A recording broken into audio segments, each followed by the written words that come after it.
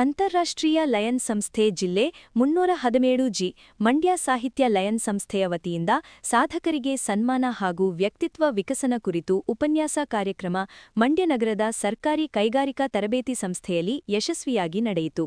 ಕಾರ್ಯಕ್ರಮವನ್ನು ಮಂಡ್ಯ ಸರ್ಕಾರಿ ಐಟಿಐ ಕಾಲೇಜಿನ ಪ್ರಾಚಾರ್ಯರಾದ ನಾಗಾನಂದ್ ಅವರು ಉದ್ಘಾಟಿಸಿದರು. ನಂತರ ಮಾತನಾಡಿದ ಅವರು, ಲಯನ್ಸ್ ಸಂಸ್ಥೆಯಂತಹ ಅಂತಾರಾಷ್ಟ್ರೀಯ ಮಟ್ಟದ ಸಂಸ್ಥೆಗಳು ಶಾಲಾ ಕಾಲೇಜುಗಳಿಗೆ ಬಂದು ವಿದ್ಯಾರ್ಥಿಗಳಲ್ಲಿ ಜಾಗೃತಿ ಮೂಡಿಸುತ್ತಿರುವುದು ಶ್ಲಾಘನೀಯ. ಕೇವಲ ಪಠ್ಯಪುಸ್ತಕದ ಶಿಕ್ಷಣವಷ್ಟೇ ಸಾಲದು. ವಿದ್ಯಾರ್ಥಿಗಳು ಹೊರಜಗತ್ತಿನ ಜ್ಞಾನ ಮತ್ತು ವ್ಯಕ್ತಿತ್ವ ವಿಕಸನವನ್ನು ಮೈಗೂಡಿಸಿಕೊಳ್ಳಬೇಕು. ಸಮಾಜದ ವಿವಿಧ ರಂಗಗಳಲ್ಲಿ ಸಾಧನೆ ಮಾಡಿದವರನ್ನು ನಿಮ್ಮ ಮುಂದೆ ಸನ್ಮಾನಿಸುತ್ತಿರುವುದು, ನೀವು ಕೂಡ ಭವಿಷ್ಯದಲ್ಲಿ ಅಂತಹ ಸಾಧಕರಾಗಲಿ ಎಂಬ ಉದ್ದೇಶದಿಂದ ಈ ಕಾರ್ಯಕ್ರಮವನ್ನು ಹಮ್ಮಿಕೊಳ್ಳಲಾಗಿದೆ. ಶಿಸ್ತು ಮತ್ತು ಸೇವಾ ಮನೋಭಾವನೆಯಿಂದ ಮಾತ್ರ ಉತ್ತಮ ಸಮಾಜ ನಿರ್ಮಾಣ ಸಾಧ್ಯ ಎಂದು ವಿದ್ಯಾರ್ಥಿಗಳಿಗೆ ಕಿವಿಮಾತು ಹೇಳಿದರು. ಸನ್ಮಾನ ಯಾರಿಗಾದರೆ ಯಾವ ವಿವಿಧ ಕ್ಷೇತ್ರದಲ್ಲಿ ಉನ್ನತವಾಗಿ ಒಂದು ಸಾಧನೆ ಮಾಡಿರ್ತಕ್ಕಂಥವ್ರು ಅವರಿಗೆ ಸನ್ಮಾನ ಮಾಡಿ ಪ್ರೋತ್ಸಾಹಿಸುತ್ತದೆ. ಮತ್ತೊಂದೇನಂತಂದರೆ ವಿಕಾಸನ ವ್ಯಕ್ತಿತ್ವ ಅಂದರೆ ಪರ್ಸನಾಲಿಟಿ ಡೆವಲಪ್ಮೆಂಟ್ ಬಗ್ಗೆ ಹೇಳ್ತಕ್ಕಂಥದ್ದು. ಸೊ ಎರಡು ಒಂದು ಉತ್ತಮವಾದಂಥ ಕಾರ್ಯಕ್ರಮವನ್ನು ಅಂದ್ಕೊಂಡಿದ್ದಾರೆ. ಎಲ್ಲಕ್ಕಿಂತ ಹೇಳಬೇಕಂತಂದರೆ ಈ ಲಯನ್ಸ್ ಸಂಸ್ಥೆಯಿಂದ ನಾನು ತಿಳ್ಕೊಂಡಿರೋ ಪ್ರಕಾರ ಇದು ಎಲ್ಲರೂ ಕೂಡ ಯಾರ್ಯಾರು ಸದಸ್ಯರಾಗ್ತಾರೆ ಅವರಿಗೆ ಲಯನ್ ಅಂತ ಅವ್ರಿಗೆ ಹೆಸರು ಕೊಡ್ತಾರೆ. ಮತ್ತು ಅವರೇ ತಮ್ಮ ಕೈಯಿಂದ ದುಡ್ಡುಗಳನ್ನ ಹಾಕೊಳ್ತಾರೆ. ಕೈಯಿಂದ ದುಡ್ಡುಗಳನ್ನ ಹಾಕೊಂಡು ಒಂದು ಸಂಘಟನೆಯನ್ನು ಮಾಡಿ ತಮ್ಮ ಸಂಘಟನೆಯ ಮೂಲಕ ಸಮಾಜ ಸೇವೆಗಳನ್ನು ಅವರು ಮಾಡ್ತಕ್ಕಂಥದ್ದನ್ನು ನಾವು ಕಾಣ್ತೀವಿ. ಅವ್ರೇನಂದರೆ ಈ ರಾಜಕೀಯವಾಗಿ ಇಲ್ಲಿ ನಡೆಯೋದಿಲ್ಲ ಅಂತ ಈಗಾಗಲೇ ಕೃಷ್ಣ ಸಾಹೇಬರು ತಮ್ಮ ಮಾತಿನಲ್ಲಿ ಸ್ಪಷ್ಟವಾಗಿ ಹೇಳಿದರು. ನಾವು ರಾಜಕಾರಣಿಗಳು ರಾಜಕೀಯ ಅದನ್ನು ನಾವು ಮಾಡಲಿಕ್ಕೆ ಹೋಗಲ್ಲ. ನಾವೇನಿದ್ರು ಸಮಾಜ ಸೇವೆನಲ್ಲಿ ಮಾತ್ರ ನಾವು ತೊಡಗಿಕೊಳ್ತೀವಿ ಅಂತಕ್ಕಂಥ ಮಾತನ್ನು ಅವರು ಸ್ಪಷ್ಟವಾಗಿ ತಿಳಿಸಿದ್ದಾರೆ. ಸೊ ಈ ಒಂದು ಕಾರ್ಯಕ್ರಮ ಇವತ್ತು ದಿನ ಹಮ್ಮಿಕೊಂಡಿರ್ತಕ್ಕಂಥದ್ದು ಬಹಳ ಉತ್ತಮವಾದ ವಿಷಯ. ಮತ್ತೊಂದು ವಿಷಯ ನಾನು ಹೇಳ್ಬೇಕಂತಂದರೆ ಇವತ್ತು ನಮ್ಮ ಸರ್ಕಾರಿ ಕೈಗಾರಿಕಾ ತರಬೇತಿ ಸಂಸ್ಥೆಗಳಿಗೆ ತಮ್ಮೆಲ್ಲರಿಗೂ ನಾನು ಮಾಹಿತಿ ಕೊಡಲೇಬೇಕು. ಇದು ಸುಮಾರು ಒಂದು 73ರಲ್ಲಿ ಪ್ರಾರಂಭ ಆಗಿರ್ತಕ್ಕಂಥ ಒಂದು ಸಂಸ್ಥೆ. ಅದೇ ಒಂದು 40-50 ವರ್ಷ ಇದಕ್ಕೆ ಆಗಿದೆ. ಇಲ್ಲಿ ಒಂದು 5 ಮೇಡಮ್ ಕೇಳ್ತಾ ಇದ್ದಾರೆ ಸಂಸ್ಥೆ ಬಗ್ಗೆ. ಯಾಕಂದರೆ ತಮ್ಮೆಲ್ಲರಿಗೂ ಸ್ವಲ್ಪ ಮಾಹಿತಿ ಭಾಳಷ್ಟು ಚೆನ್ನಾಗಿದ್ದೀರಾ. ಯಾಕಂದರೆ ಇದು ಒಂದು 5 ಗ್ರೇಡ್ಸ್ ಇದೆ. SLC PUC ಪಾಸ್ ಆದಂಥ ಮಕ್ಕಳುಗಳಿಗೆ ಬರ್ತಾರೆ. ಸುಮಾರು 300-350 ಜನ ತರಬೇತಿನ ಪಡ್ತಾ ಇದ್ದಾರೆ. 300-350 ಜನ ತರಬೇತಿ ಇವತ್ತು ಮಂಡ್ಯ ಜಿಲ್ಲೆಯಲ್ಲಿ ಮಂಡ್ಯದಲ್ಲಿ ಸುಮಾರು 36 ಕಾಲೇಜುಗಳಿದೆ. 12 ಸರ್ಕಾರಿ ಇದೆ, 4 ಗ್ರಾಂಟಿಂಗ್ ಇದೆ, ಉಳಿಕೆಲ್ಲ ಪ್ರೈವೇಟ್ ಇದೆ. ಸುಮಾರು 4,000ರಿಂದ 5,000 ಜನ ತರಬೇತಿ ಪಡಿತಾ ಇದ್ದಾರೆ ಮಂಡ್ಯ ಜಿಲ್ಲೆಯಲ್ಲಿ. ನಿಮಗೆ ಒಂದು ವಿಷಯ ಹೇಳಬೇಕಂತಂದರೆ ITI ಪಾಸ್ ಮಾಡಿದಂಥ ಮಕ್ಕಳುಗಳು ಯಾವತ್ತೂ ಕೂಡ ಅನ್ಎಂಪ್ಲಾಯ್ಮೆಂಟ್ ಆಗಿಲ್ಲ. ಅವರೆಲ್ಲೂ ವ್ಯಕ್ತಿತ್ವ ವಿಕಸನ ಕುರಿತು ಉಪನ್ಯಾಸ ನೀಡಿದ ಕನ್ನಡ ಮತ್ತು ಸಂಸ್ಕೃತಿ ಜಿಲ್ಲಾಧ್ಯಕ್ಷರಾದ ಡಾ ಕೃಷ್ಣಗೌಡ ಹುಸ್ಕೂರು, ಲಯನ್ಸ್ ಸಂಸ್ಥೆಯು ಕೇವಲ ಒಂದು ಸಂಘಟನೆಯಲ್ಲ, ಇದು ಸಮಾಜದ ಕಟ್ಟಕಡೆಯ ವ್ಯಕ್ತಿಗೂ ಸ್ಪಂದಿಸುವ ಸೇವಾ ವೇದಿಕೆಯಾಗಿದೆ. ನಾವು ಬೆಳೆಯುವ ಜತೆಗೆ ನಮ್ಮ ನಾಡು, ನುಡಿ ಮತ್ತು ಸಂಸ್ಕೃತಿಯನ್ನು ಉಳಿಸಿ ಬೆಳೆಸುವ ಜವಾಬ್ದಾರಿ ನಮ್ಮೆಲ್ಲರ ಮೇಲಿದೆ. ಯುವಜನತೆ ಕೇವಲ ಅಂಕಗಳಿಗೆ ಸೀಮಿತವಾಗದೆ ಉತ್ತಮ ಸಂಸ್ಕಾರ ಮತ್ತು ಮಾನವೀಯ ಮೌಲ್ಯಗಳನ್ನು ಮೈಗೂಡಿಸಿಕೊಳ್ಳಬೇಕು. ಇಂದು ಸನ್ಮಾನಿತರಾದ ಸಾಧಕರು ತಮ್ಮ ಶ್ರಮದ ಮೂಲಕ ಸಮಾಜಕ್ಕೆ ಮಾದರಿಯಾಗಿದ್ದಾರೆ. ಅವರ ಹಾದಿ ವಿದ್ಯಾರ್ಥಿಗಳಿಗೆ ದಾರಿದೀಪವಾಗಲಿ ಎಂದು ನುಡಿದರು. ಇವತ್ತು ಸಾಹಿತ್ಯವನ್ನ ದೂರ ಇಡ್ತಾರೆ. ಸರ್ ಹೇಳಿದ್ರು, ಏನಂತ ಹೇಳಿದ್ರು, ಐಟಿನಲ್ಲಿ ಓದಂತ ವಿದ್ಯಾರ್ಥಿಗಳಿಗೆ ಇವತ್ತು ಲಕ್ಷ ಸಂಬಳ ಬರುತ್ತೆ, ಉದ್ಯೋಗ ಸಿಗುತ್ತೆ. ಆದ್ರೆ ಅದ್ರ ಮುಂದೆ ಇನ್ನೊಂದಿದೆಯಲ್ಲ, ಬದುಕಟ್ಟಿಗಳದಿದೆಯಲ್ಲ, ಬದುಕಬೇಕು, ಹೇಗೆ ಬದುಕಬೇಕು ಅಂತಕ್ಕಂಥದ್ದಿದೆಯಲ್ಲ, ಅದನ್ನು ಕಲಿಬೇಕಂದ್ರೆ ಸಾಹಿತ್ಯವನ್ನು ಓದಬೇಕು. ಇಂಥ ಕಾರ್ಯಕ್ರಮದಲ್ಲಿ ಉಳಿಬೇಕಾಗ್ತದೆ. ಯಾಕಂದ್ರೆ ಒಬ್ಬ ಕೂಲಿ ಕಾರ್ಮಿಕರು ಕೂಡ ಬದುಕನ್ನ ಕಟ್ಕೊಳ್ತಾರೆ, ಊಟವನ್ನ ಮಾಡ್ತಾರೆ. ಒಬ್ಬ ಲಕ್ಷ ಬಿಲಿಯನ್ ಗಟ್ಟಲೆ ಇರ್ತಕ್ಕಂಥ ವ್ಯಕ್ತಿಯನ್ನು ಕೂಡ ಬದುಕನ್ನ ಕಟ್ಕೊಳ್ತಾರೆ. ಆದ್ರೆ ಸಮಾಜದಲ್ಲಿ ಹೇಗೆ ಬದುಕಬೇಕು, ಕುಟುಂಬದಲ್ಲಿ ಹೇಗೆ ಬದುಕಬೇಕು ಅಂತಕ್ಕಂಥದ್ದನ್ನ ಕಲಿಸ್ಕೊಡ್ತಕ್ಕಂಥದ್ದು ನಮ್ಮ ಸಾಹಿತ್ಯ. ಇಂಥ ಕಾರ್ಯಕ್ರಮಗಳು ಇದನ್ನ ಕಲಿಬೇಕಾಗ್ತದೆ. ದೂರದಿಂದ ಬಂದು ಒಬ್ಬ ಡಾಕ್ಟರ್ ಸೂಸೈಡ್ ಮಾಡ್ಕೊಳ್ತಾನೆ ಅಂದ್ರೆ, ಒಬ್ಬ 100 ಕೋಟಿ 1000 ಕೋಟಿ ಇರ್ತಕ್ಕಂಥವ್ರು ತಾನೇ ಶೂಟ್ ಮಾಡ್ಕೊಳ್ತಾನೆ ಅಂದ್ರೆ, ನಾವು ಬದುಕನ್ನ ಹೇಗೆ ಕಟ್ಕೊಂಡಿದ್ದೀವಿ ಅಂತಕ್ಕಂಥದ್ದನ್ನ ಆಲೋಚನೆ ಮಾಡಬೇಕಾಗ್ತದೆ. ಆ ದೃಷ್ಟಿಯಿಂದ ಇಂಥ ಕಾರ್ಯಕ್ರಮಗಳ, ಇಂಥ ಸಾಧಕರ ಸನ್ಮಾನ ಔಚಿತ್ಯ ಅಂತಕ್ಕಂಥ ಭಾವನೆ. ನಾವು ಹಿಂದೆ ಎಲ್ಲ ಒಂದು ಮಾತನ್ನೇ ಹೇಳ್ತಿದ್ವಿ, ಎಲ್ಲರೂ ನಮಸ್ಕಾರವನ್ನು ಮಾಡ್ಲಿಕ್ಕೆ, ಎಳುತ್ತಾಲೆ ಎದ್ದು ಯಾರ್ಯಾರ ನೆನೆಯಲ್ಲಿ ಎಳ್ಳು ಜೀರಿಗೆ ಬೆಳೆಯೋಳ ಭೂಮಿತಾಯಿ ಎದ್ದೊಂದು ಗಳಿಗೆ ನೆನೆದೇನು ಅಂತಕ್ಕಂಥ ಒಂದು ಕಾಲಘಟ್ಟ ಇತ್ತು. ಇವತ್ತಿಲ್ಲ. ನೀವು ನಾವೆಲ್ಲ ಮಲಗಿದ ಹಾಗೇನೆ ಮೊಬೈಲನ್ನು ಮೊದಲು 6 ಗಂಟೆ 5 ಗಂಟೆ ಆಗಲಿ ತೆಗೆದು ಅದನ್ನು ನೋಡಲಿಲ್ಲ ಅಂದ್ರೆ ನಮ್ಮ ನಿದ್ರೆ ಮುಕ್ತಾಯ ಆದಾಗ ಹಾಗಲ್ಲ. ಹಿಂದೆ ಎಲ್ಲ ಕೋಳಿ ಕೂಗಿ ಹೇಳಿಸ್ತಿತ್ತು, ಇವತ್ತು ಮೊಬೈಲ್ ಕೂಗಿ ಹೇಳಿಸ್ತದೆ ನಮ್ಮನ್ನೆಲ್ಲ. ಎರಡನೇ ಉಪಜಿಲ್ಲಾ ರಾಜ್ಯಪಾಲರಾದ ಟಿ ನಾರಾಯಣಸ್ವಾಮಿ ಮಾತನಾಡಿ, ಲಯನ್ಸ್ ಸಂಸ್ಥೆಯು ಜಗತ್ತಿನಾದ್ಯಂತ ಮಾನವೀಯ ಸೇವೆಯ ಮೂಲಕ ಗುರುತಿಸಿಕೊಂಡಿದೆ ಮತ್ತು ಪ್ರತಿಯೊಬ್ಬ ಸದಸ್ಯನೂ ಸಮಾಜದ ಏಳಿಗೆಗಾಗಿ ಶ್ರಮಿಸಬೇಕು ಎಂದು ತಿಳಿಸಿದರು. ಮಂಡ್ಯ ಸಾಹಿತ್ಯ ಲಯನ್ಸ್ ಕ್ಲಬ್ ಜಿಲ್ಲೆ 317 ಅಡಿಯಾಲಿ ಶೈಕ್ಷಣಿಕ ಮತ್ತು ಸಾಮಾಜಿಕ ಸುಧಾರಣೆಗಾಗಿ ಹಮ್ಮಿಕೊಂಡಿರುವ ಕಾರ್ಯಕ್ರಮಗಳನ್ನು ಅವರು ಶ್ಲಾಘಿಸಿದರು. ವಿದ್ಯಾರ್ಥಿ ಜೀವನದಲ್ಲಿ ಶಿಸ್ತು ಮತ್ತು ಗುರಿ ಬಹಳ ಮುಖ್ಯ. ಇಂದಿನ ಯುವಜನತೆ ನಾಳೆಯ ನಾಯಕರು ಎಂಬುದನ್ನು ಅವರು ನೆನಪಿಸಿದರು. ದಾನವನ್ನ ಮಾಡುವಂತ ವ್ಯಕ್ತಿ ಯಾರು ಬೇಕಾದರೂ ಲೈನ್ ಸೇರ್ಬೋದು. ದಾನಿ ಇರಬೇಕಷ್ಟೇ, ದುಡ್ಡಿದ್ದವರೆಲ್ಲ ದಾನ ಮಾಡೋದಿಲ್ಲ. ಇದೊಂದು ಜ್ಞಾಪಕ ಇದೆ. ಯಾಕೆಂದರೆ ಎಲ್ಲರೂ ಸೇವೆ ಮಾಡಲಿಕ್ಕೆ ಮುಂದೆ ಬರೋದಿಲ್ಲ. ಇದೊಂದು ಕಮಿಟ್ಮೆಂಟು ನಮ್ಮದು, ನಿಸ್ವಾರ್ಥದಿಂದ ಮಾಡ್ಕೊಳ್ಳುವಂಥ ಸೇವೆ. ಯಾರು ಮಕ್ಕಳು ಬೇಕಾದ್ರೂ ಲೈನಿಸಮ್ಗೆ ಸೇರ್ಕೋಬೋದು, ಯಾರು ಬೇಕಾದ್ರೂ ಸೇವೆ ಮಾಡುವಂಥ ಕಮಿಟ್ಮೆಂಟ್ ಇರೋದು ಯಾರು ಬೇಕು ಲೈನಿಸಮ್. ನಮ್ಮ ಅಂತಾರಾಷ್ಟ್ರೀಯ ಲಯನ್ಸ್ ಸಂಸ್ಥೆ 2 ಸಂಸ್ಥೆಗಳಿವೆ ಸೇವಾ ಸಂಸ್ಥೆಗಳಲ್ಲಿ. 2 ಸಂಸ್ಥೆಗಳಲ್ಲಿ ಲಯನ್ಸ್ ಸಂಸ್ಥೆ ಮತ್ತು ರೋಟರಿ ಸಂಸ್ಥೆ ಎರಡೂ ಕೂಡ ಅಂತಾರಾಷ್ಟ್ರೀಯ ಲಯನ್ಸ್ ಸಂಸ್ಥೆಯಾಗಿ ಗುರುತಿಸಲ್ಪಟ್ಟಿವೆ. ನಮ್ಮ ಲಯನ್ಸ್ ಸಂಸ್ಥೆ ಇವತ್ತು 108 ವರ್ಷಗಳನ್ನು ದಾಟಿ ಬಂದಿದೆ. ಮತ್ತು ಅದೇ ರೀತಿ 200ಕ್ಕೂ ಹೆಚ್ಚು ದೇಶಗಳಲ್ಲಿ ಸೇವೆಗಳನ್ನು ಮಾಡ್ತಾ ಇದೆ. ಏನು ಇವತ್ತು ಸಾಹಿತ್ಯ ಲಯನ್ಸ್ ಕ್ಲಬ್ ಇದೆಯೋ ಅದೇ ರೀತಿ 50,000 ಲಯನ್ಸ್ ಕ್ಲಬ್ಗಳು ವಿವಿಧ ಕ್ಷೇತ್ರಗಳಲ್ಲಿ ಸೇವೆಗಳನ್ನು ಮಾಡ್ತಾ ಬರ್ತಾ ಇದೆ. ನಮ್ಮ ಮೇಜರು ವಿಷನ್ನು ಲಯನ್ಸ್ ಕ್ಲಬ್ ಕಣ್ಣಿನ ತಪಾಸಣೆ ಮಾಡೋದು, ಕನ್ನಡಕ ಕೊಡೋದು ಮತ್ತು ಅವ್ರಿಗೆ ಆಪರೇಷನ್ ಮಾಡಿಸುವಂಥ ಕಾರ್ಯಕ್ರಮವನ್ನು ಮೊದಲಿಂದ ಪ್ರಥಮವಾಗಿ ಲಯನ್ಸ್ ಸಂಸ್ಥೆ ಮಾಡ್ತಾ ಬರ್ತಾ ಇದೆ. ಇತ್ತೀಚಿನ ದಿನಗಳಲ್ಲಿ ಹಲವಾರು ಸರ್ವಿಸ್ಗಳನ್ನು ಮಾಡಲು ನಮ್ಮ ಲಯನ್ಸ್ ಸಂಸ್ಥೆ 9-8 ಗ್ಲೋಬಲ್ ಸರ್ವಿಸ್ ಅಂತ ಇದೆ. ಹಂಗರ್ ಇರ್ಬೋದು, ಹಸಿವು ನಿವಾರಣಾ ಕಾರ್ಯಕ್ರಮ, ಸಸಿ ನೀಡೋ ಕಾರ್ಯಕ್ರಮ, ಮಕ್ಕಳಿಗೆ ಕ್ಯಾನ್ಸರು, ಮಹಿಳೆ ಆರೋಗ್ಯದ ತಪಾಸಣೆ ಮತ್ತು ಇನ್ನೂ ಹಲವಾರು ಕಾರ್ಯಕ್ರಮಗಳನ್ನು ಹಮ್ಮಿಕೊಂಡು ಈ ಹಲವಾರು ಸಂಘ ಸಂಸ್ಥೆಗಳು. ಮಂಡ್ಯ ಸಾಹಿತ್ಯ ಲಯನ್ಸ್ ಸಂಸ್ಥೆಯ ಅಧ್ಯಕ್ಷರಾದ ಚಂದ್ರಹಾಸ್ ಮಾತನಾಡಿ, ಯುವಜನತೆಯೇ ಈ ದೇಶದ ಶಕ್ತಿ, ನೀವೆಲ್ಲರೂ ಸೇರಿ ಸದೃಢ ದೇಶವನ್ನು ಕಟ್ಟಬೇಕು ಎಂದು ಕರೆ ನೀಡಿದರು. ವಿದ್ಯಾರ್ಥಿಗಳು ತಮ್ಮ ಕಾಲೇಜು, ಶಿಕ್ಷಕರು ಹಾಗೂ ಪೋಷಕರಿಗೆ ಕೀರ್ತಿ ತರುವಂತೆ ಉತ್ತಮ ವ್ಯಕ್ತಿತ್ವವನ್ನು ರೂಪಿಸಿಕೊಳ್ಳಬೇಕು. ಭವಿಷ್ಯದಲ್ಲಿ ವಿದ್ಯಾರ್ಥಿಗಳು ಕೂಡ ಸೇವಾ ಕ್ಷೇತ್ರಕ್ಕೆ ಬಂದು ಸಮಾಜಕ್ಕೆ ಕೊಡುಗೆ ನೀಡಬೇಕು ಎಂಬ ಆಶಯ ವ್ಯಕ್ತಪಡಿಸಿದರು. ಯುವಜನತೆಯಾಗಿ ಈ ದೇಶವನ್ನು ಕಟ್ತೀರಿ, ಹಾಗಾಗಿ ನಿಮ್ಮ ಕಾಲೇಜನ್ನೇ ನಾವು ವ್ಯಕ್ತಿತ್ವ ವಿಕಾಸನ ಮತ್ತು ಸಾಧಕರಿಗೆ ಸನ್ಮಾನವನ್ನು ನಮ್ಮ ಕಾಲೇಜಲ್ಲಿ ಇಟ್ಕೊಂಡಿದ್ದೀವಿ. ಏಕೆಂದರೆ ಒಂದೊಂದು ಕ್ಷೇತ್ರದಲ್ಲೂ ಕೂಡ ಸಾಧನೆ ಮಾಡುವಂಥ ಎಲ್ಲ ವ್ಯಕ್ತಿಗಳಿದ್ದಾರೆ.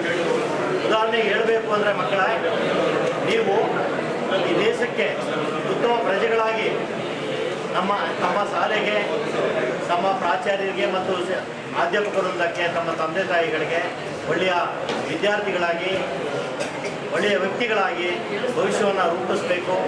ನಾವು ಸೇವಾ ಕ್ಷೇತ್ರಕ್ಕೆ ಬರಬೇಕು ಮುಂದೆ ಅಂತ ಹೇಳ್ತಾ ನಮಗೆಲ್ಲ ಶುಭವಾಗಲಿ ಅಂತ ಹೇಳಿ ಈ ಸಂದರ್ಭದಲ್ಲಿ ನನ್ನ ಮಾತುಗಳನ್ನು ಹೇಳಿ ನಮಗೆ ವಂದಿಸಿ.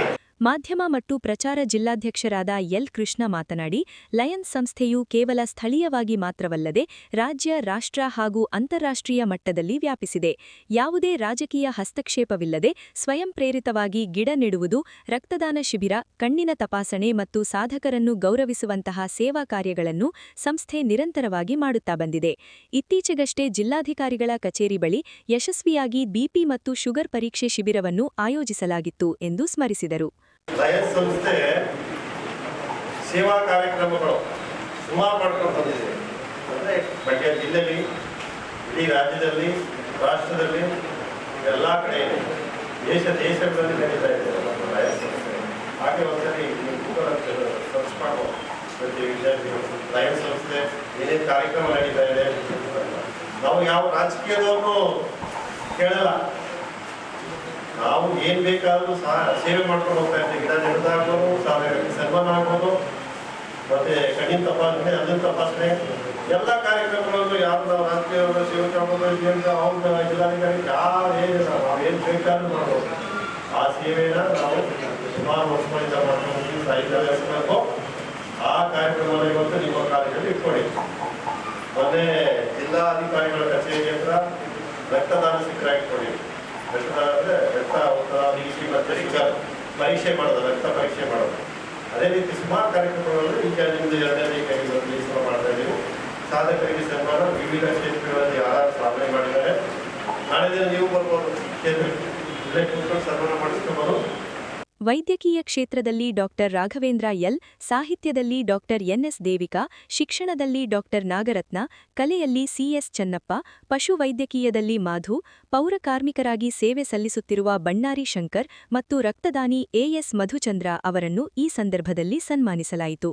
ಕಾರ್ಯಕ್ರಮದಲ್ಲಿ lion TP Revanna, lion CJ Sujata Krishna, lion Subhash ME, lion KR Shivalingegowda, lion Uma BG ಸೇರಿದಂತೆ ಇತರರಿದ್ದರು.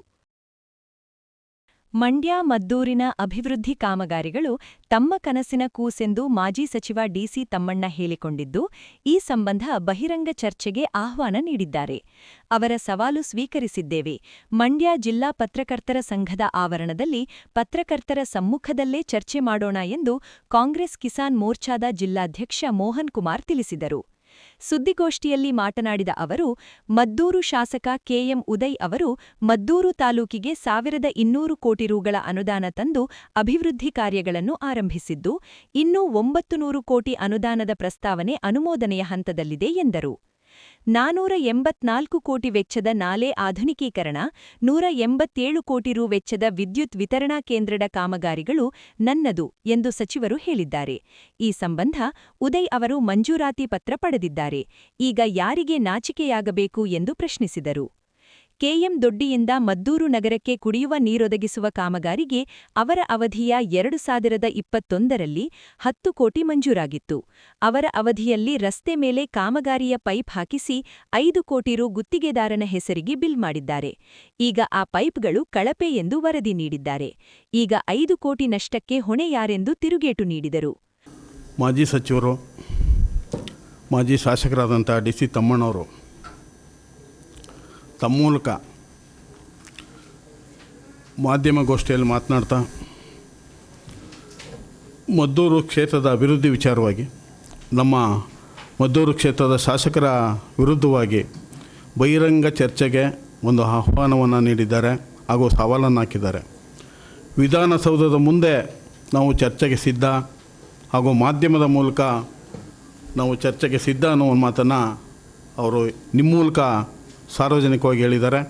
ನಾವು ಕೂಡ ನಿಮ್ಮ ಮೂಲಕನೇ ಅವರಿಗೆ ಬಹಿರಂಗ ಚರ್ಚೆಗೆ ಹಾಗೂ ಬಹಿರಂಗ ಸವಾಲ್ಗೆ ಸಿದ್ಧವಾಗಿ ನಾವು ಸ್ವೀಕಾರ ಮಾಡ್ತೀವಿ. ನೀವು ಕರೆದಂಥ ಸ್ಥಳದಲ್ಲಿ ಮಾಧ್ಯಮದ ಮಿತ್ರರ ಸಮ್ಮುಖದಲ್ಲಿ ನಮ್ಮ ಶಾಸಕರು ಹಾಗೂ ನಮ್ಮ ಕಾಂಗ್ರೆಸ್ ಪಕ್ಷದ ಮುಖಂಡರುಗಳು ಚರ್ಚೆಗೆ ಬರ್ತೀವಿ ಅನ್ನೋ ಒಂದು ಸವಾಲನ್ನು ಈ ಸಂದರ್ಭದಲ್ಲಿ ನಿಮ್ಮ ಮೂಲಕ ನಾವು ಸ್ವೀಕಾರ ಮಾಡಿ, ಅವರು ಏನು ನಮ್ಮ ಮದ್ದೂರು ಕ್ಷೇತ್ರದ ಅಭಿವೃದ್ಧಿ ವಿಚಾರವಾಗಿ ಶಾಸಕರ ವಿರುದ್ಧವಾಗಿ ಏನು ಪ್ರಸ್ತಾಪ ಮಾಡಿದ್ದಾರೆ, ಕೆಲವು ವಿಚಾರಗಳನ್ನ, ಆ ವಿಚಾರಕ್ಕೆ ಸಂಬಂಧಪಟ್ಟಂತೆ ಕೆಲವು ಅಂಕಿಅಂಶಗಳನ್ನು ವಿಚಾರಗಳನ್ನ ಈ ಸಂದರ್ಭದಲ್ಲೇ ನಾನು ಪ್ರಸ್ತಾಪ ಮಾಡೋಕ್ಕೆ ಇಚ್ಛೆಪಡ್ತೀನಿ. 484 ಕೋಟಿ ನಾಲೆಗಳ ಅಭಿವೃದ್ಧಿಗೆ ನಾನು ಅನುದಾನವನ್ನು ತಂದಿದ್ದೀನಿ. 187 ಕೋಟಿಗೆ ವಿದ್ಯುತ್ ವಿತರಣಾ ಕೇಂದ್ರಕ್ಕೆ ನಾನು ಅನುದಾನವನ್ನು ಮಂಜೂರು ಮಾಡಿಸ್ಕೊಂಬಂದಿದ್ದೇನೆ. ನಾನು ತಂದಿರುವಂಥ ಅನುದಾನವನ್ನು ತಮ್ಮದು ಅಂತ ಹೇಳ್ಕೊಳ್ಳೋಕ್ಕೆ ನಿಮಗೆ ನಾಚಿಕೆ ಆಗಿಲ್ವೇ ಅನ್ನೋ ಒಂದು ಪ್ರಶ್ನೆನ ನಿಮ್ಮ ಮೂಲಕ ಅವರು ಮುಂದೆ ಇಟ್ಟಿದ್ದಾರೆ. ಇವತ್ತಿನ ದಿವಸ ವಿದ್ಯುತ್ ವಿತರಣಾ ಕೇಂದ್ರದ ಮಂಜೂರಾತಿ ಆಗಿರೋದು ಜನವರಿ 2024ರಲ್ಲಿ ಮಾತ್ರ. ಆಗ 2023ರಲ್ಲಿ ಮದ್ದೂರು ಕ್ಷೇತ್ರದ ಶಾಸಕರಾಗಿ ಉದಯರವರು ಆಯ್ಕೆಯಾದ 1 ವರ್ಷದ ಅಂತರದಲ್ಲಿ ಅದು ಮಂಜೂರಾಗಿರೋದು. ತಮ್ಮಣ್ಣವರು ಅದು ಮಂಜೂರಾಗಿರೋದಕ್ಕೆ ನಿಮಗಾಗಲೇ ದಾಖಲೆಗಳನ್ನು ನೀಡಿದ್ದೀವಿ.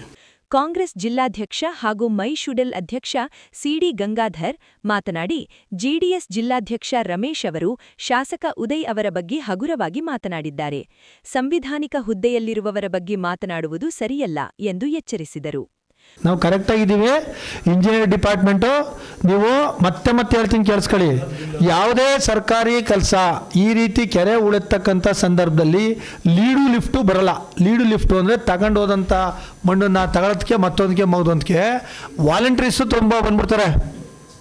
ವಾಲಂಟರೀಸ್ ಬಂದು ಅವರೇ ವೆಹಿಕಲ್ ತಗೊಬಂದು ಅವ್ರ ಗದ್ದೆಗೋ ಅಥವಾ ಅವ್ರ ಮನೆಗೋ ಅವ್ರ ಮತ್ತೊಂದ್ಕೋ ಮಗದೊಂದ್ಕೋ ಹೊಡ್ಕೋತಾರೆ. ಅದಕ್ಕೆ ಒಣ ನೀರಿಗೆ ದೊಣೆ ನಾಯಕನಪ್ಪನ ಹೆಂಗೆ ಯಾರು ಬೇಕಲ್ಲ ಇವರು ಹೋಗಿ ನಿಲ್ಸ್ಕೋಬೋದು ಗಾಡಿನ, ಇವರು ತುಂಬ್ಕೋಬೋದು, ಅದು ಕಾಮನ್ನು.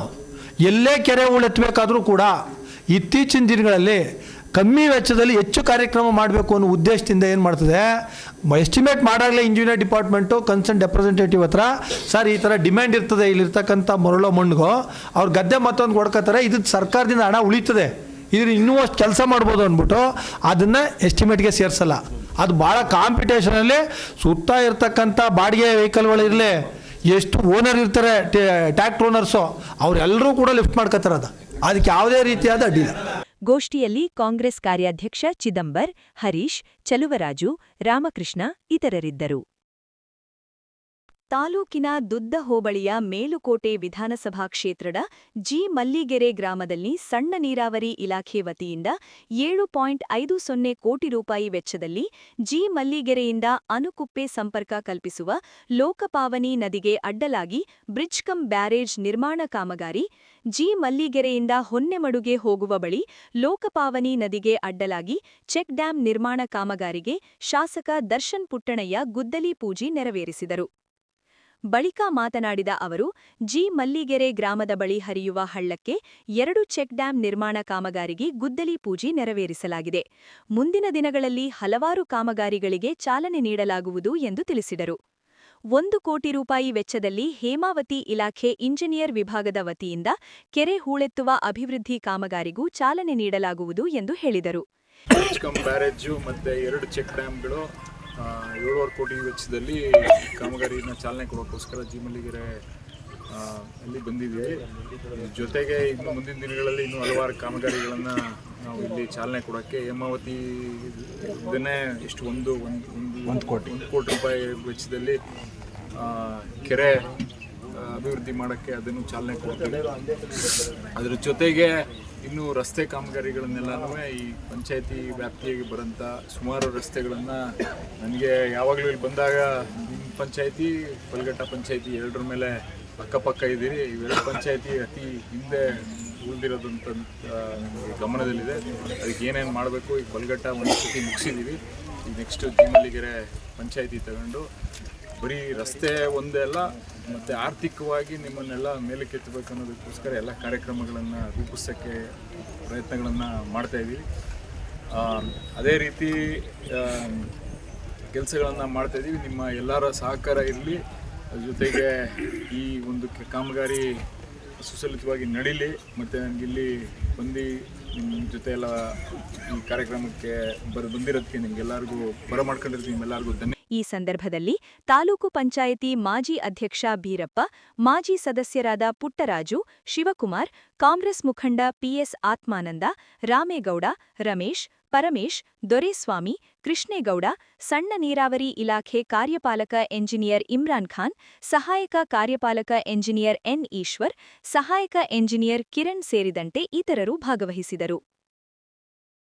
ಕಾಂಗ್ರೆಸ್ ಸರ್ಕಾರವು ಕಳೆದ 3 ವರ್ಷಗಳಿಂದ ಎಸ್ಸಿ-ಎಸ್ಟಿ ಟಿಎಸ್ಪಿ ಅನುದಾನದ 39,000 ಕೋಟಿ ರೂಪಾಯಿ ದುರುಪಯೋಗಪಡಿಸಿಕೊಂಡಿದ್ದು, ಇದೀಗ ಮತ್ತೊಂದು ಬಜೆಟ್ ಮೂಲಕ 15,000 ಕೋಟಿ ರೂಗಳನ್ನು ಕಬಳಿಸಲು ಸಜ್ಜಾಗಿದ್ದಾರೆ ಎಂದು ಬಿಜೆಪಿ ಎಸ್ಸಿ ಮೋರ್ಚಾದ ರಾಜ್ಯ ಕಾರ್ಯದರ್ಶಿ ಎಂಎಸ್ ಪರಮಾನಂದ ತಿಳಿಸಿದರು. ಸುದ್ದಿಗೋಷ್ಠಿಯಲ್ಲಿ ಮಾತನಾಡಿದ ಅವರು, ಎಸ್ಸಿ-ಎಸ್ಟಿ ಟಿಎಸ್ಪಿ ಕಾಯ್ದೆಯ ಮೂಲಕ ಎಸ್ಸಿ-ಎಸ್ಟಿ ಸಮುದಾಯಗಳಿಗೆ ಸವಲತ್ತುಗಳನ್ನು ಒದಗಿಸಲು ರಾಜ್ಯದ ಬಜೆಟ್ನ ಅನುದಾನದಲ್ಲಿ ಪ್ರತಿ ಇಲಾಖೆಯೂ ಶೇಕಡಾ 24.1 ಹಣ ನೀಡಲು ಉಪಯೋಜನೆ ರೂಪಿಸಬೇಕು. ಆದರೆ ರಾಜ್ಯ ಸರ್ಕಾರ ಯೋಜನೆಯಲ್ಲಿ 7C ಮೂಲಕ ದಲಿತರ ಮೀಸಲು ನಿಧಿಗೆ ಕನ್ನ ಹಾಕುತ್ತಿದೆ ಎಂದು ಆರೋಪಿಸಿದರು. ಈ ರೀತಿಯಾಗಿ ಎಸ್ಸಿ-ಎಸ್ಟಿ ಟಿಎಸ್ಪಿ ಕಾಯ್ದೆಯ ಅನುದಾನವನ್ನು ಅನ್ಯ ಯೋಜನೆಗಳಿಗೆ ಬಳಸುವ 7Dಯನ್ನು ಕಿತ್ತೊಗೆದೇವೆ ಎನ್ನುವ ಸಿದ್ದರಾಮಯ್ಯ ಹಿಂದೆಯೇ 7C ಜಾರಿಗೊಳಿಸಿ ಹಣವನ್ನು ದುರ್ಬಳಕೆ ಮಾಡಿಕೊಂಡಿದ್ದಾರೆ. ದಲಿತರ, ಆದಿವಾಸಿಗಳ ಸಬಲೀಕರಣ, ದಲಿತ ಕೇರಿ ಕಾಲೋನಿಗ ಹಾಡಿಗಳ ಮೂಲಭೂತ ಸೌಲಭ್ಯ, ಶಿಕ್ಷಣ, ಆರೋಗ್ಯ, ಕುಡಿಯುವ ನೀರು, ಸವತಿ ಸ್ವಾವಲಂಬನೆಗೆ ಒತ್ತು ನೀಡದೆ ಗ್ಯಾರಂಟಿ ಯೋಜನೆಗಳಿಗೆ ದುರುಪಯೋಗ ಮಾಡಿಕೊಳ್ಳಲಾಗುತ್ತಿದೆ ಎಂದು ದೂರಿದರು. ಮಾಡ್ತಾರೆ ಅಂತಂದರೆ ನಮ್ಮ ದಲಿತ ಸಮುದಾಯಕ್ಕೆ ಒಂದು ದುಸ್ವಪ್ನ ಅಂತ ಒಂದು ಆತಂಕ ಶುರುವಾಗ್ಬಿಡ್ತದೆ ಇಡೀ ರಾಜ್ಯದ ದಲಿತ ಸಮುದಾಯಕ್ಕೆ. ಯಾಕೆ ದುಸ್ವಪ್ನ ಅಂತಂದರೆ SCPTSP ಹಣನ ಅಲ್ಲಿ ಘೋಷಣೆ ಮಾಡ್ತಾರೆ, ಅದ್ರ ತಕ್ಷಣ ಅದನ್ನು ಡೈವರ್ಟ್ ಮಾಡಿ ಈ ಭಾಗ್ಯಗಳಿಗೆ ಬಳಸ್ಕೊಳ್ಳೋಕ್ಕೆ ಶುರು ಮಾಡಿಬಿಡ್ತಾರೆ. ಹಂಗೆ ಶುರು ಮಾಡಿದ ಹಣದಲ್ಲಿ ಯಾವುದೇ ದಲಿತ ಕೂಡ ಅಭಿವೃದ್ಧಿಯಾದ ಉದ್ಧಾರ ಆದಂಥ ಉದಾಹರಣೆ ಈ 3 ವರ್ಷದಲ್ಲಿ ಇಲ್ಲ. ಕಳೆದ 3 ವರ್ಷದಲ್ಲಿ ಸುಮಾರು 39,000 ಕೋಟಿ ಹಣನ ಇದೇ ರೀತಿ ದುರ್ಬಳಕೆ ಮಾಡ್ಕೊಂಡಿದ್ದಾರೆ. ಆದರೆ ಅದರಿಂದ ಯಾವುದೇ ದಲಿತ ಸಮುದಾಯ ಅಭಿವೃದ್ಧಿಯಾದ ಉದಾಹರಣೆಗಳು ಆಗಿಲ್ಲ. ಆ್ಯಕ್ಚುಲಿ ಈ SCPTSP ಹಣ ಇದೆಯಲ್ಲ, ಅದು ಗ್ಯಾರಂಟಿ ಯೋಜನೆಗೆ ಬಳಸ್ಕೊಳ್ಳುವಂಥದ್ದು ಇಲ್ಲ. ಯಾಕಂದರೆ SCPTSPಯ ಹಣದ ಒಂದು ಕಾನ್ಸೆಪ್ಟೇ ದಲಿತ ವೈಯಕ್ತಿಕವಾಗಿ ಉದ್ಧಾರ ಮಾಡುವಂಥ ಅಥವಾ ಆ ದಲಿತ ಕೇರಿಗಳೇನಿದೆ ಅದನ್ನು ಅಭಿವೃದ್ಧಿಪಡಿಸುವಂಥ ಯೋಜನೆಗೆ ಬಳಸ್ಕೊಳ್ಳುವಂಥ ಒಂದು ಯೋಜನೆ ಅದು SCPTSPದು. ಅದರಲ್ಲಿ ನೀವು ಕಂಡಂಗೆ ಹಗರಣಗಳು ಆಗಿದೆ. ಸನ್ಮಾನ್ಯ ನಾಗೇಂದ್ರ ಅವರು ಕೂಡ ಸಚಿವರಾಗಿದ್ದವರು ಕೂಡ ಅದಕ್ಕಾಗಿ ಜೈಲಿಗೆ ಹೋಗಿದ್ದು ಕೂಡ ಬಂದಿದ್ದಾರೆ, ವಾಲ್ಮೀಕಿ ನಿಗಮದ ಹಗರಣದಲ್ಲಿ. ಸೊ ಈ ರೀತಿ ದುರ್ಬಳಕೆ ಮಾಡ್ಕೊಳ್ಳೋದ್ರ ಜೊತೆಗೆ 8 ನಿಗಮಗಳಿವೆ.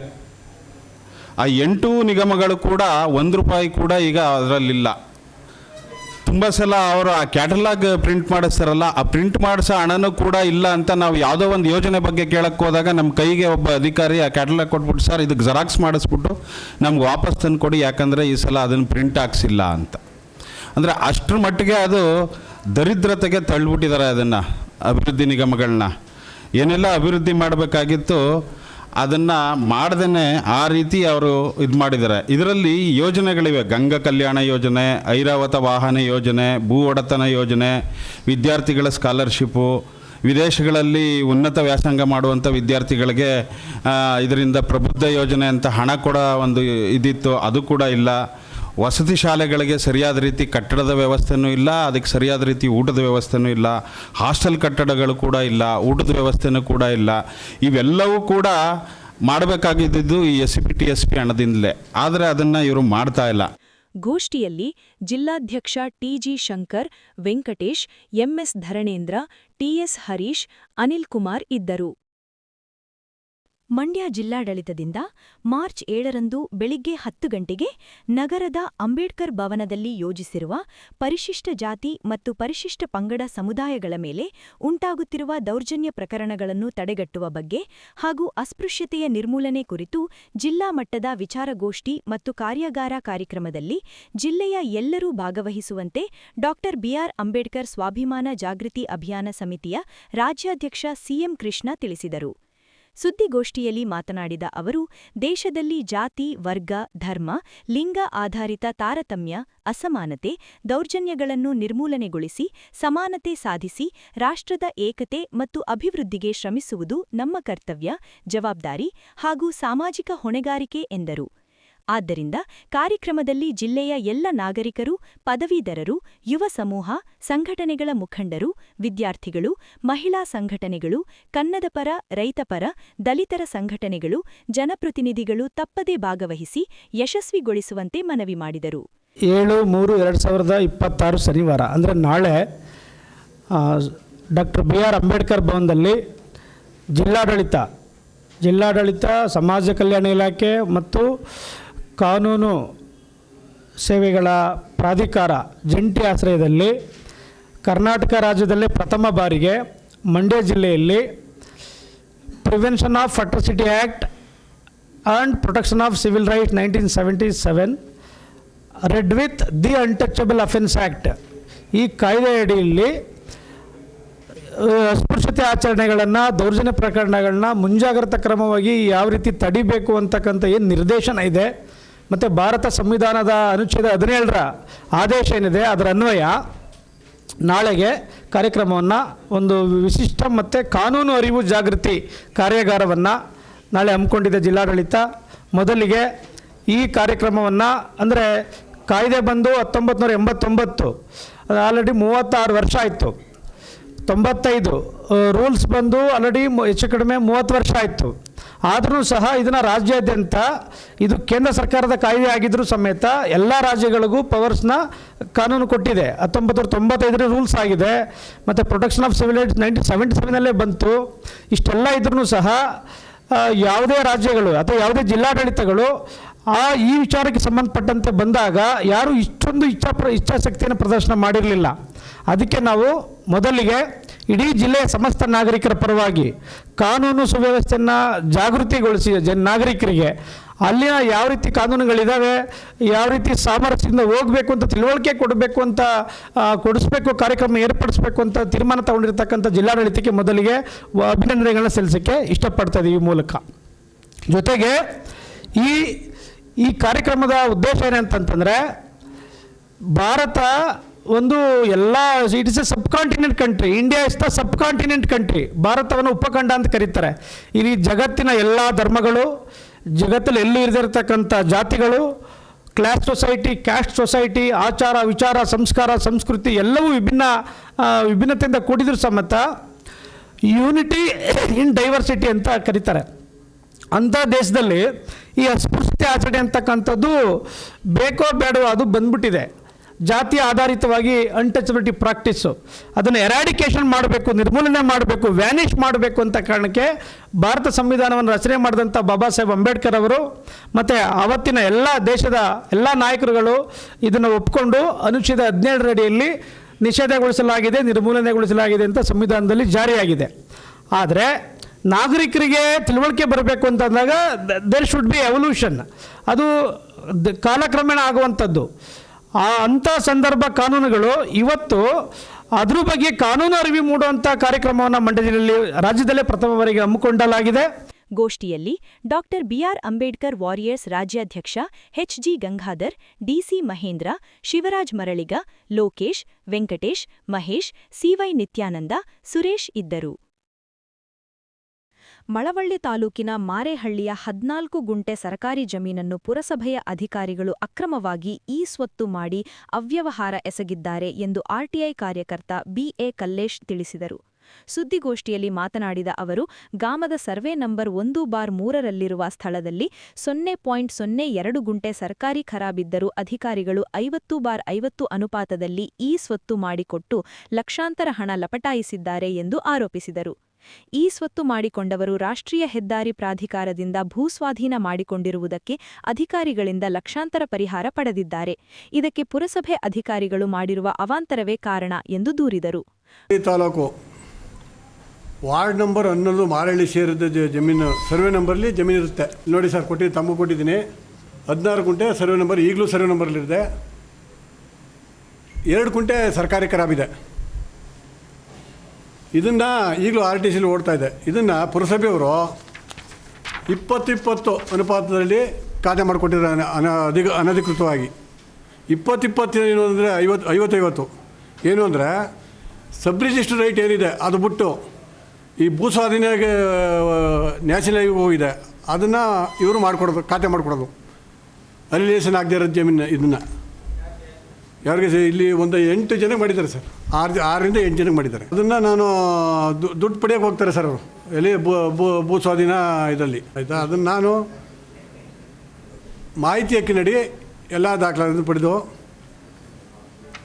ಕೇಳಿದಾಗ ಪುರಸಭೆಯವ್ರು ಕೇಳಿದಾಗ ಇಲ್ಲ ಅದು ಹಂಗೆ ಇತ್ತು ಹಿಂಗೆ ಇತ್ತು ಆಗಿಂದಿತ್ತು ಹಿಂದಿಂದಿತ್ತು ಅಂತ ಹೇಳ್ಕೊಂಬರ್ತಾನೆ ಇದ್ದಾರೆ.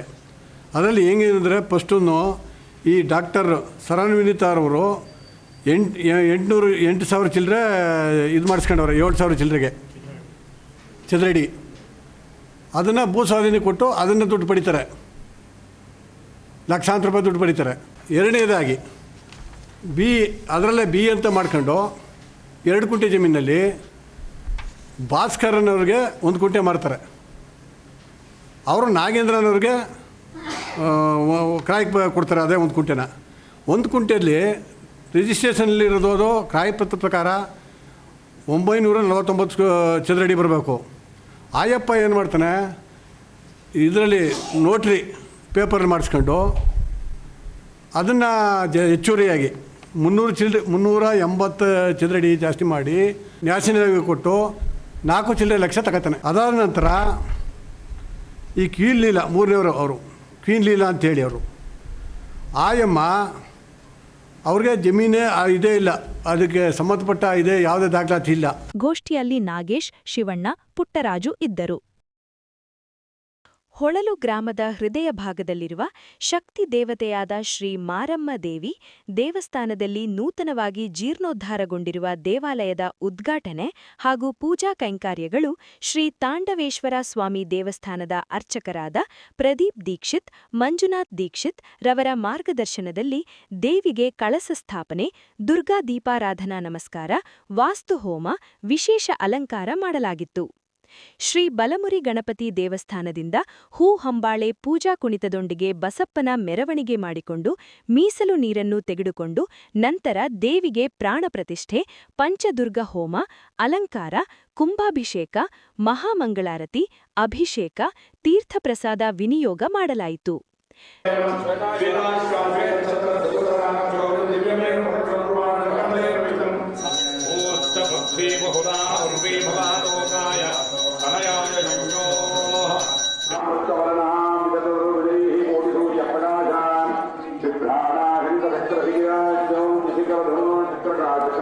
ಶ್ರೀ ಪಂಚದುರ್ಗಾಧಿಪದೇವ್ಯೇ ನಮಃ ನಮಸ್ಕಾರಂ ಚ ಕರಿಷ್ಯೆ. ಓಂ ತ್ವಲಿವೃದ್ಧಾಯಿದೆ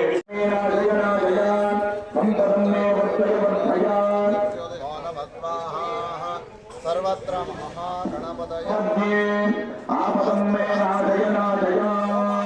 ಕರ್ಮ ಕರಿಷ್ಯೆ. ದೇವತಾ ಕಾರ್ಯಕ್ರಮದ ಪೂಜಾ ಕೈಂಕರ್ಯಗಳಿಗೆ ರಾಜ್ಯ ಒಕ್ಕಲಿಗ ಸಂಘದ ಮಾಜಿ ಉಪಾಧ್ಯಕ್ಷರಾದ ಎಚ್ಎಲ್ ಶಿವಣ್ಣನವರು ಚಾಲನೆ ನೀಡಿ ಮಾತನಾಡುತ್ತಾ, ಸುಮಾರು 100 ವರ್ಷಗಳ ಹಳೆಯ ದೇವಸ್ಥಾನವನ್ನು ಯುವಕರೆಲ್ಲರೂ ಸೇರಿ ಜೀರ್ಣೋದ್ಧಾರ ಮಾಡಿದ್ದಾರೆ. ಗ್ರಾಮದ ಎಲ್ಲರಿಗೂ ಶ್ರೀ ಮಾರಮ್ಮ ದೇವಿ ಒಳ್ಳೆಯದನ್ನು ಮಾಡಲಿ ಎಂದು ಹೇಳಿದರು. ಉಮೇಶ್ ಕೊಚ್ಚಪ್ಪರ 50 kg.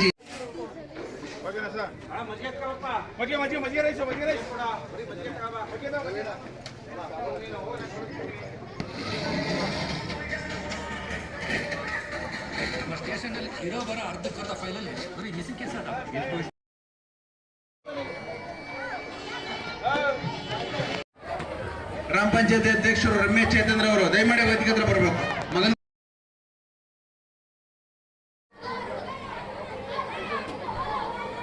ನಂತರ ಮಾಜಿ ಶಾಸಕರಾದ ಎಚ್.ಬಿ. ರಾಮು ಅವರು ಅನ್ನ ಸಂತರ್ಪಣೆ ಕಾರ್ಯಕ್ರಮಕ್ಕೆ ಚಾಲನೆ ನೀಡಿ ಗ್ರಾಮದ ಯುವಕ ಮಿತ್ರರೆಲ್ಲರೂ ಶ್ರೀ ಮಾರಮ್ಮ ದೇವಿ ಜೀರ್ಣೋದ್ಧಾರ ಸಮಿತಿಯ ಪದಾಧಿಕಾರಿಗಳು ಈ ದಿನ ತುಂಬಾ ಒಳ್ಳೆಯ ಕೆಲಸವನ್ನು ಮಾಡಿದ್ದಾರೆ, ಅವರಿಗೂ ಒಳ್ಳೆಯದನ್ನು ಮಾಡಲಿ. ಅದೇ ರೀತಿ ಗ್ರಾಮದ ಪ್ರತಿಯೊಂದು ಅಭಿವೃದ್ಧಿ ಕಾರ್ಯಕ್ರಮಕ್ಕೂ ಸಹ ಯುವಕರೆಲ್ಲರೂ ಸೇರಿ ಸಹಕಾರ ನೀಡಬೇಕೆಂದು ಹೇಳಿದರು.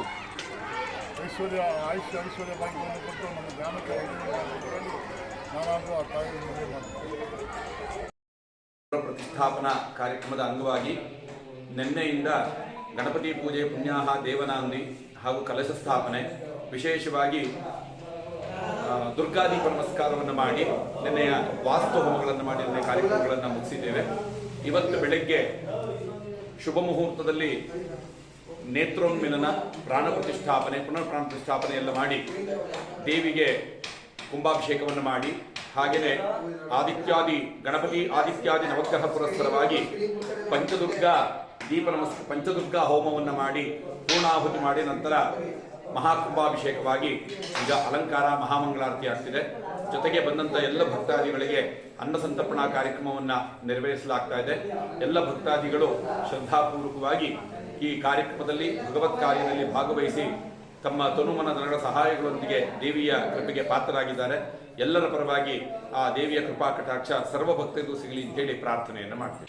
ಈ ಸಂದರ್ಭದಲ್ಲಿ ಜೀರ್ಣೋದ್ಧಾರ ಸಮಿತಿಯ ಪದಾಧಿಕಾರಿಗಳು, ಶ್ರೀ ಮಾರಮ್ಮ ದೇವಿ ದೇವಸ್ಥಾನದ ಅರ್ಚಕರಾದ ಮಹೇಂದ್ರ, ಗ್ರಾಮದ ಜೋಗಪ್ಪಂದಿರುಗಳು, ಗ್ರಾಮಸ್ಥರು ಉಪಸ್ಥಿತರಿದ್ದರು.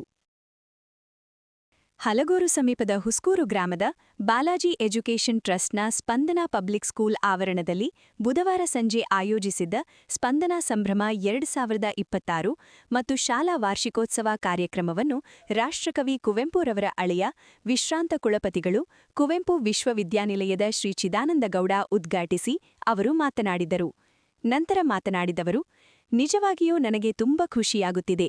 ಹಳ್ಳಿಗಾಡಿನಲ್ಲಿ ಉತ್ತಮ ಶಾಲೆ ಇದೆ ಎಂದರೆ ಸ್ಪಂದನಾ ಶಾಲೆ. ಮೊದಲು ಗ್ರಾಮೀಣ ಪ್ರದೇಶಗಳಲ್ಲಿ ಯಾವುದೇ ಇತರ ಶಾಲೆಗಳಿರಲಿಲ್ಲ. ನಾವು ಚಿಕ್ಕಂದಿನಲ್ಲಿ ನಗರ ಪ್ರದೇಶಗಳಲ್ಲಿ ವಿದ್ಯಾಭ್ಯಾಸ ಪಡೆಯಬೇಕಿತ್ತು ಎಂದರು. ಎಲ್ಲರೂ ಕೊಡ್ತಾರೆ, ಆದರೆ ಒಂದು ಹಳ್ಳಿಯಲ್ಲಿ ಒಂದು ಉತ್ತಮವಾದಂತಹ ಶಾಲೆಯನ್ನು ಕಟ್ಟಿ ಹಳ್ಳಿಯ ಮಕ್ಕಳಿಗೆ ಏನು ಒಳ್ಳೆಯ ವಿದ್ಯಾಭ್ಯಾಸ ಕೊಡಬೇಕು ಅಂತ ಶಾಲೆಯನ್ನು ನಡೆಸ್ತಾರೋ ಅವರು ಕೆಲಸ ನಿಜವಾಗಿ ತುಂಬ ಸ್ತುತ್ಯವಾದಂತಹ ಕೆಲಸ. ಅಂತಹ ಈ ನಮ್ಮ ಭಾರತ ದೇಶ ಹಳ್ಳಿಗಳ ದೇಶ, ಅದು ನಗರಗಳಿಗಿಂತ ಹೆಚ್ಚಾಗಿ ಹಳ್ಳಿಗಳ ದೇಶ. ಇಂತಹ ಹಳ್ಳಿಗಳಲ್ಲೇ ಉತ್ತಮ ವಿದ್ಯಾಭ್ಯಾಸವನ್ನು ನೀಡುವಂತಹ ಶಾಲೆಗಳು ಇರಬೇಕು. ಆಗ ನಮ್ಮ ದೇಶ ನಿಜವಾಗಿಯೂ ಒಂದು ಉತ್ತಮವಾದಂತಹ ವಿದ್ಯಾವಂತರಿಂದ ಕೂಡಿದಂತಹ ಒಂದು ಶ್ರೇಷ್ಠ ದೇಶವಾಗುತ್ತದೆ. ನಮ್ಮ ಪ್ರಧಾನಮಂತ್ರಿಗಳು ಹೇಳ್ತಾ ಇರ್ತಾರಲ್ಲ, 2047 ಹೊತ್ತಿಗೆ ನಮ್ಮ ಭಾರತಕ್ಕೆ ಸ್ವಾತಂತ್ರ್ಯ ಬಂದು 100 ವರ್ಷಗಳಾಗಿರುತ್ತೆ. ಅಂತಹ ಆ ವರ್ಷ ನಮ್ಮ ದೇಶ ತುಂಬ ಮುಂದುವರಿದ ದೇಶ ಆಗಿರುತ್ತೆ ಎನ್ನುವ ಮಾತನ್ನು ನಮ್ಮ ಪ್ರಧಾನಿಗಳು ಹೇಳಿರ್ತಾರೆ. ಅದೇ ಮಾತನ್ನು ಹಿಂದೆ ಸ್ವಾಮಿ ವಿವೇಕಾನಂದರು ಹೇಳಿದರು. 1901ರಲ್ಲಿ ಕಾಣುತ್ತೆ. ಅವರು 1902ರಲ್ಲಿ ತೀರ ಹೋಗ್ತಾರೆ, ಕೀರ್ತಿಶೇಷರಾಗ್ತಾರೆ. ಅವರು 1901ರಲ್ಲಿ ಅವರು ಅನೇಕ ಗಂಟೆಗಳ ಕಾಲ ಧ್ಯಾನದಲ್ಲಿ ಮುಳುಗಿರ್ತಾ ಇದ್ದರು. ಧ್ಯಾನದಿಂದ ಹೊರಗೆ ಬಂದ ಬಳಿಕ ಅವರು ತಮ್ಮ ಶಿಷ್ಯರಿಗೆ ಹೇಳ್ತಾ ಇದ್ರು, ನಾನು ಇವತ್ತು ಧ್ಯಾನಾವಸ್ಥೆಯಲ್ಲಿದ್ದಾಗ ಇದನ್ನೆಲ್ಲ ನೋಡಿದೆ, ಹೀಗೆ ನೋಡಿದೆ ಅಂತ ಹೇಳ್ತಾರೆ. ಒಂದು ದಿನ 1901ರಲ್ಲಿ ಸ್ವಾಮಿ ವಿವೇಕಾನಂದರು ತುಂಬ ಹೊತ್ತು ಧ್ಯಾನ ಮಾಡಿದ ಬಳಿಕ ಧ್ಯಾನದಿಂದ ಹೊರಗೆ ಬಂದು ಕ್ಷೇತ್ರ ಶಿಕ್ಷಣ ಅಧಿಕಾರಿ ವಿಇ ಉಮಾ ಮಾತನಾಡಿ, ದೈನಂದಿನ ಜೀವನದಲ್ಲಿ ಮಗುವಿಗೆ ಕಲಿಕೆಯ ಜೊತೆಗೆ ಆಟಕ್ಕೂ ಸಮಯಾವಕಾಶ ಮಾಡಿಕೊಡಿ. ರಾತ್ರಿ ಸಮಯದಲ್ಲಿ ಸುಲಭದ ವಿಷಯಗಳನ್ನು, ಬೆಳಗ್ಗೆ ಸಮಯದಲ್ಲಿ ಕಷ್ಟದ ವಿಷಯಗಳನ್ನು ಕಲಿಸಿ. ಪ್ರತಿದಿನವೂ ಅಂಕ ಪಡೆಯಲು ಒತ್ತಡ ಹೇರದಿರಿ. ಮಕ್ಕಳು ತಮ್ಮ ಕೆಲಸವನ್ನು ತಾವೇ ಮಾಡಿಕೊಳ್ಳಲು ಕಲಿಸಿ ಎಂದು ಕಿವಿಮಾತು ಹೇಳಿದರು. ವಿದ್ವತ್ ಅಂತಕ್ಕಂಥ ಒಂದು ಪ್ರೀಲೋಡೆಡ್ ಕಂಟೆಂಟ್ ಅನ್ನು ಕೂಡ ಹಾಕೊಟ್ಟಿದ್ದಾರೆ. ಅದು 1ರಿಂದ 10ನೇ ತರಗತಿಯವರೆಗಿನ ಪೋರ್ಷನ್ಸ್ ಇದೆ. ಕನ್ನಡ ಮೀಡಿಯಂ ಬೇಕಾಗಿದೆ, ಇಂಗ್ಲಿಷ್ ಮೀಡಿಯಂ ಬೇಕಾಗಿದೆ, ಹಿಂದಿ ಮೀಡಿಯಂ ಬೇಕಾಗಿದೆ, ಎಲ್ಲವೂ ಸವಲತ್ತುಗಳಿದೆ. ಮತ್ತು ಸಾಕಷ್ಟು ಇನ್ಫ್ರಾಸ್ಟ್ರಕ್ಚರ್ ಅನ್ನು ಕೂಡ ಕೊಟ್ಟಿದ್ದಾರೆ. ಏನು ಆಕರ್ಷಣೀಯ ಕಟ್ಟಡ ಕೇಳ್ತಾ ಇದ್ದೀರಾ, ಅದೂ ಕೂಡ ಇದೆ. ನಿಮ್ಗೆ ಅಫೋರ್ಡ್ ಮಾಡೋಕ್ಕಾದ್ರೆ ಖಂಡಿತ ನೀವು ಖಾಸಗಿ ಶಾಲೆಗಳಲ್ಲಿ ಹಾಯ್ ಅಂತಕ್ಕಂಥ ವಾತಾವರಣದಲ್ಲಿ ಮಕ್ಕಳನ್ನು ಓದಿಸಿ ಬೇಡ ಅನ್ನೋದಿಲ್ಲ. ನಿಮಗೆ ಸಮಸ್ಯೆ ಇದೆ ಅಂದರೆ ನಾವು ನಮ್ಮ ಸರ್ಕಾರಿ ಶಾಲೆಗಳ ಬಾಗಿಲು ಸದಾ ತೆರೆದಿರುತ್ತೆ, ಬನ್ನಿ. ಕಂಪ್ಲೇಂಟ್ ತಗೊಂಡು ಮಾತ್ರ ಖಂಡಿತ ಬರಬೇಡಿ. ನಾವು ಫೀಸ್ ಕಟ್ಟೋಕ್ಕಾಗಲ್ಲ, ನೋಡಿ ಮೇಡಮ್ ಆ ಹೆಡ್ ಮಾಸ್ಟರ್ ಕೊಡ್ತಿಲ್ಲ, ಅವ್ರು ಕೊಡ್ತಿಲ್ಲ ಅಂತ ನಮಗೆ ಕಂಪ್ಲೇಂಟ್ ತಗೊಂಡು ಅವರನ್ನು ಹೆರಾಸ್ ಮಾಡೋದಕ್ಕೆ ನಮಗಿಷ್ಟ ಇಲ್ಲ. ಪೋಷಕರು ಇದು ಮೊದಲೇ ಡಿಸೈಡ್ ಮಾಡ್ಕೊಳ್ಳಿ. ನಮ್ಮಲ್ಲೂ ಗುಣಮಟ್ಟದ ಶಿಕ್ಷಣ ಕೊಡ್ತಾ ಇದ್ದೀವಿ, ನಿಮ್ಮ ಗಮನ ಸರ್ಕಾರಿ ಶಾಲೆಗಳ ಕಡೆಗೂ ತಿರುಗಲಿ. ಬಾಲಾಜಿ ಎಜುಕೇಷನ್ ಟ್ರಸ್ಟ್ ಕಾರ್ಯದರ್ಶಿಯಾದ ಕೃಷ್ಣಮೂರ್ತಿ ಮಾತನಾಡಿ, ಇಂತಹ ಕಾರ್ಯಕ್ರಮ ನಡೆಯುತ್ತಿರುವುದು ಉತ್ತರ ಮುತ್ತಲಿನ ಗ್ರಾಮಸ್ಥರು ಹಾಗೂ ಪೋಷಕರಿಂದ ಮಕ್ಕಳ ಸ್ಫೂರ್ತಿಯನ್ನು ಪೋಷಕರು ನೋಡಿದಾಗ ಅವರ ಪ್ರತಿಬಿಂಬೆ ಎದ್ದು ಕಾಣುತ್ತದೆ. ಜಗದ ಕವಿ, ರಾಷ್ಟ್ರಕವಿ ಕುವೆಂಪುರವರ ಅಳಿಯ ಅಲ್ಲದೆ ಸುಮಾರು ಸ್ನೇಹಿತರು, ಸಾಧಕರು ಈ ಕಾರ್ಯಕ್ರಮದಲ್ಲಿ ಪಾಲ್ಗೊಂಡಿರುವುದು ನನಗೆ ಸಂತಸ ತಂದಿದೆ ಎಂದರು. ವರ್ಷಕ್ಕೊಂದು ಬಾರಿಯಾದರೂ ಅವರಿಂದ ಸ್ಫೂರ್ತಿಯನ್ನ ಮಕ್ಕಳು ಪಡೆಯಲಿ ಅಂತಕ್ಕಂಥ ಉದ್ದೇಶದಿಂದ ಈ ಕಾರ್ಯಕ್ರಮವನ್ನು ನಾವು ಆಯೋಜಿಸಿರ್ತೇವೆ. ಹಾಗೂ ಈ ಕಾರ್ಯಕ್ರಮಕ್ಕೆ ಸಾಧಕರು ನಿಜಕ್ಕೂ ಕೂಡ ಈ ವೇದಿಕೆಯನ್ನು ನಾನು ನೋಡೋಕ್ಕೆ ತುಂಬ ಈ ವೇದಿಕೆಯನ್ನು ಯಾವತ್ತೂ ಮರೆಯೋದಿಲ್ಲ. ಯಾಕೆಂದರೆ ಈ ಜಗದ ಕವಿ, ಯುಗದ ಕವಿ, ರಾಷ್ಟ್ರಕವಿ ಅವರ ಮಗಳು ಕೂಡ ಬರಬೇಕಾಗಿತ್ತು. ಅವರು ಆರೋಗ್ಯ ಸಮಸ್ಯೆಯಿಂದ ಅವರು ಬರಲಾಗಿಲ್ಲ. ಆದರೆ ಅವರ ಪತಿಯವರಾದಂಥ ಚಿದಾನಂದಗೌಡರು ಈ ಕಾರ್ಯಕ್ರಮಕ್ಕೆ ಆಗಮಿಸಿದ್ದಾರೆ. ಈ ಒಂದು ಕಾರ್ಯಕ್ರಮ ನಮ್ಮ ಜೀವನ ಉದ್ದಕ್ಕೂ ನೆನಪಿನಲ್ಲಿ ಉಳಿಯುವಂಥ ಕಾರ್ಯಕ್ರಮ. ಹಾಗೆ ಈ ಕಾರ್ಯಕ್ರಮದ ಇನ್ನೊಂದು ಉದ್ದೇಶ ಅಂತಂದರೆ, ಒಂದೇ ವೇದಿಕೆಯಲ್ಲಿ ಡಾಕ್ಟರು, ಇಂಜಿನಿಯರ್, ವಕೀಲರು, ಪೊಲೀಸರು ಎಲ್ಲರೂ ಕೂಡ ಒಂದೇ ವೇದಿಕೆಯಲ್ಲಿದ್ದಾರೆ. ಈ ಒಂದು ಮತ್ತೆ ಯೋಧರಿದ್ದಾರೆ, ಮತ್ತೆ ಎಲ್ಲ ರೀತಿಯಾದಂಥ ಗಣ್ಯರು. ನಾವು ಬ್ಯಾಂಕಿಂಗ್ ಸೆಕ್ಟರಲ್ಲಿ ಏನು ಸರ್ವಿಸ್ ಕೊಡ್ಬೋದು ಅನ್ನೋದನ್ನು ತೋರಿಸ್ಕೊಡುವಂತಹ ಬ್ಯಾಂಕ್ ಮ್ಯಾನೇಜರ್ ಕೂಡ ಇದ್ದಾರೆ. ಈ ಒಂದು ವೇದಿಕೆ ಅಪರೂಪದ ವೇದಿಕೆ ಅಂತ ನಾನು ತುಂಬ ಇಷ್ಟಪಡ್ತೀನಿ. ಹಾಗೆ ಬಂದಿರುವ ಗಣ್ಯರ ಬಗ್ಗೆ 2 ಇಕ್ಕನುಡಿಯನ್ನು ತಿಳಿಸ್ತೇನೆ. ಈ ಸಂದರ್ಭದಲ್ಲಿ ಬಾಲಾಜಿ ಎಜುಕೇಷನ್ ಟ್ರಸ್ಟ್ ಅಧ್ಯಕ್ಷ ಕೆಂಪೇಗೌಡ, ಕಾರ್ಯದರ್ಶಿ ಎಚ್ಕೆ ಕೃಷ್ಣಮೂರ್ತಿ, ಸಹ ಕಾರ್ಯದರ್ಶಿ ಎಚ್ಕೆ ದೇವರಾಜು, ಡಾಕ್ಟರ್ ರಮೇಶ್ ಹನುಮೇಗೌಡ, ಸೈನಿಕ ಬಿಎನ್ ಮಧು, ಸಾಹಿತಿ ಕೃಷ್ಣೇಗೌಡ ಹುಸ್ಕೂರು, ವಕೀಲ ಎಚ್ಆರ್ ಸುರೇಶ್, ಎಸ್ಬಿಐ ವ್ಯವಸ್ಥಾಪಕ ಪ್ರತಾಪ್, ಇಂಜಿನಿಯರ್ ವೆಂಕಟಪ್ಪ, ಹೊನ್ನೇಗೌಡ, ಶಿವಲಿಂಗೇಗೌಡ, ಯೂರೋಕಿಡ್ಸ್ ರಾಜೇಶ್, ಮುಖ್ಯ ಶಿಕ್ಷಕಿ ಕಮಲಾ ಸೇರಿದಂತೆ ಹಲವರು ಭಾಗವಹಿಸಿದ್ದರು.